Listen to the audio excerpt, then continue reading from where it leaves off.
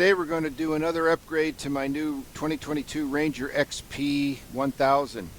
We're going to install this 13-inch rear view mirror that has two internal lights, these interior LED lights, and it looks like it's going to really light things up, and I'm excited about it. Plus it's got a nice dash switch that will install right in the instrument panel. So let's get started.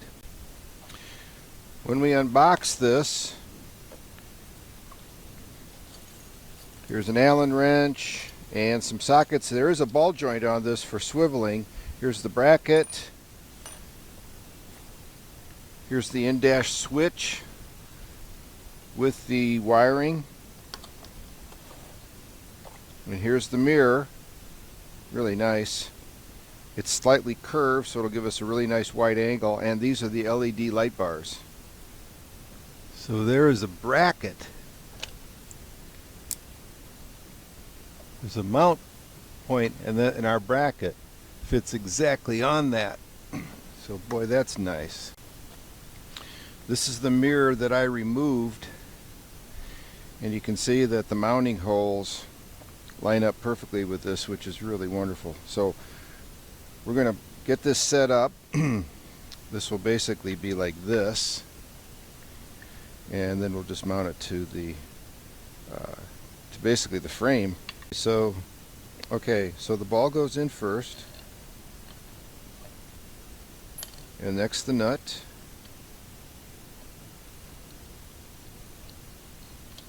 We'll be adjusting that for its position. The cup goes in here, and then this is a threaded cap, and they give you this Allen wrench to do that, to put it in there, which is really quite nice. Actually comes with two Allen wrenches, one to secure the mirror to the mount, to the bracket. Okay, we'll make that snug. Doesn't have to be too tight, it has to be able to move. Then a washer, the bracket, a washer, a locking washer, and then the cap screw. And this cap screw, once it's on, this other nut will be tightened against it, which we'll do right now to really lock it in place. It's always good to have two wrenches the same size. This is a 6mm that can fit on this, on these two edges, and we can tighten this nice cap screw until it's fully seated.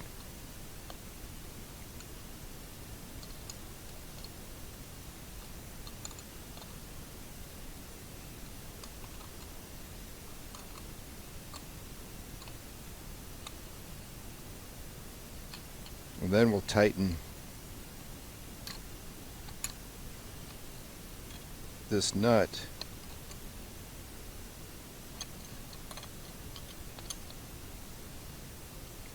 to that cap screw.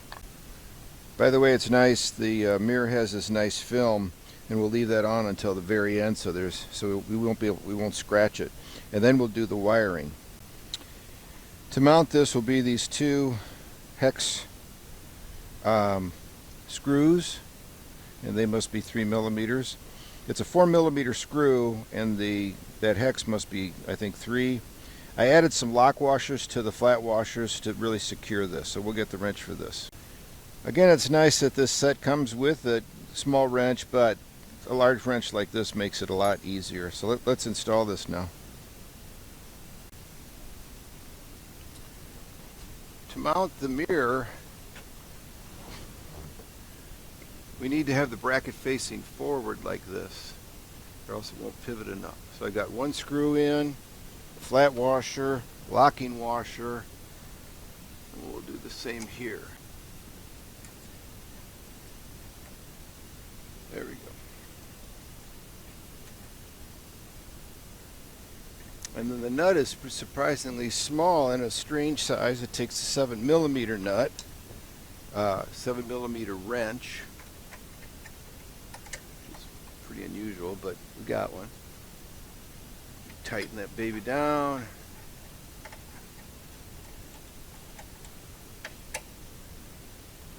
Tighten tighten this one down. There we go. And now once we adjust our mirror, we use this Allen wrench and just tighten it up, and so it'll stay in a good fixed position. Now we got to do some wiring.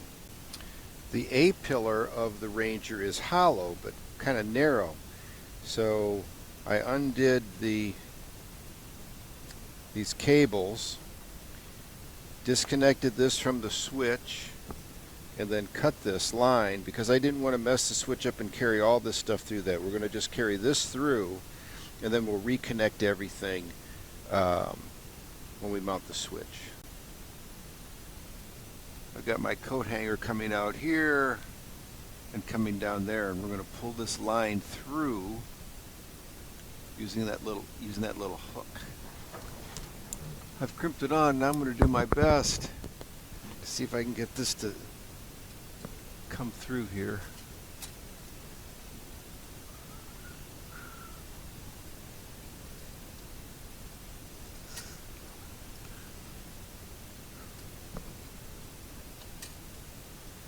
And there it goes. Hopefully it'll come out. If it does, it'll be wonderful. Ah, amazing. Got it. So you can see down here. Got it. So you can see I ran that wire and I cable tied it inside that channel, and then it ran it all the way down that A-frame, and it came out here. Now we're going to wire it up to it into the dash and wire it up to one of the pulse plugs. Okay, I wanted to measure the opening for the switch, so I got a caliper here. It measures 21 millimeters wide, and compressing the tabs 37 plus, maybe 38 millimeters. So let's look at the slot. So when I measure the cutout, it's about 40 millimeters high, and then this is about 20 wide, so I'm going to cut it out right on the line.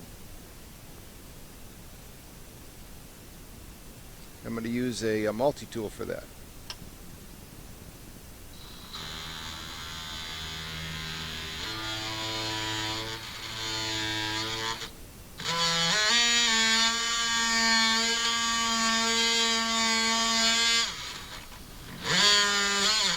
This thing really cuts effectively.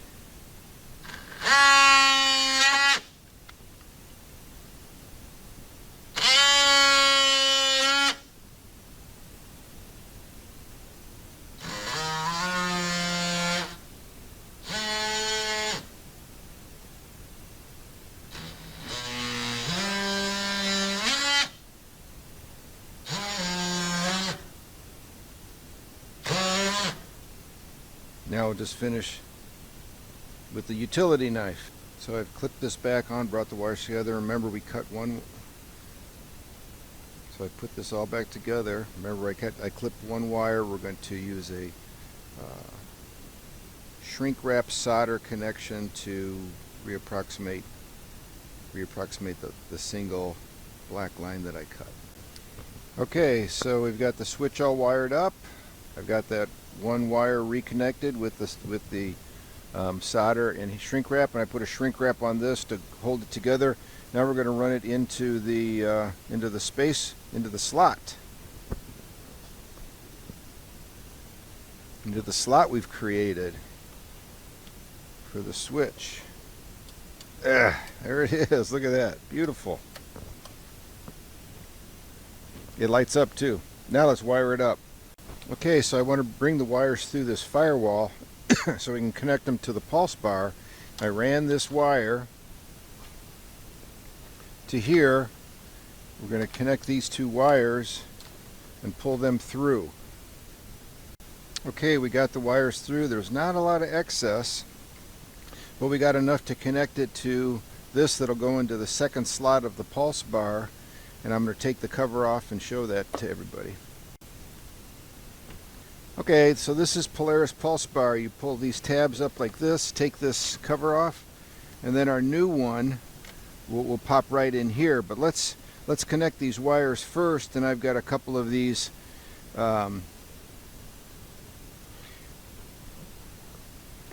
really nice right here. And I've got a couple of these really nice connectors that we're going to use because with heat they solder together. We're not going to use the constant on, so I'm going to put a wire nut on that. So we'll secure these here in just a second. Okay, I've got a little torch here. A little heat.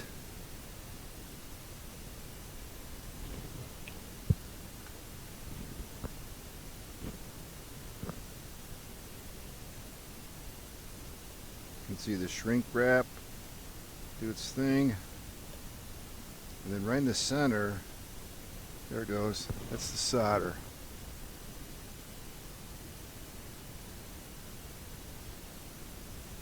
Yeah.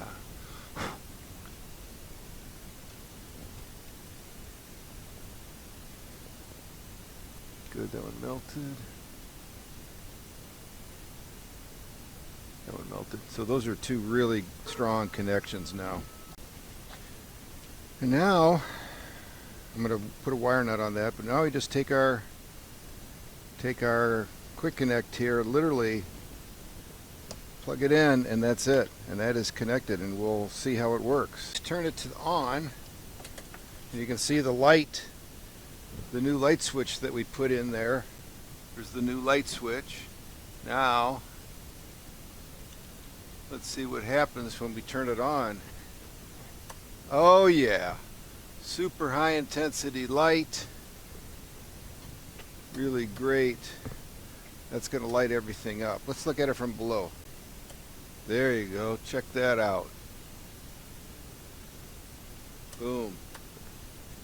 So we'll take the cover, the film off the mirror, and we'll be all set.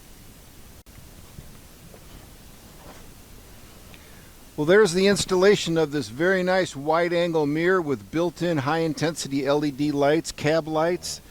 I can tell you from the review standpoint, it has a great field of vision, which is very nice. The lights are intense and are going to be great illuminating the cab. As far as the review is concerned, I'm very impressed. I'll leave a link in the description, and it wasn't very expensive. And it was so nice just to be able to plug it into that electrical bar that Polaris has been using. Again, hats off to them for that. Consider subscribing. Adventures with Dr. Joe. Thank you again for watching.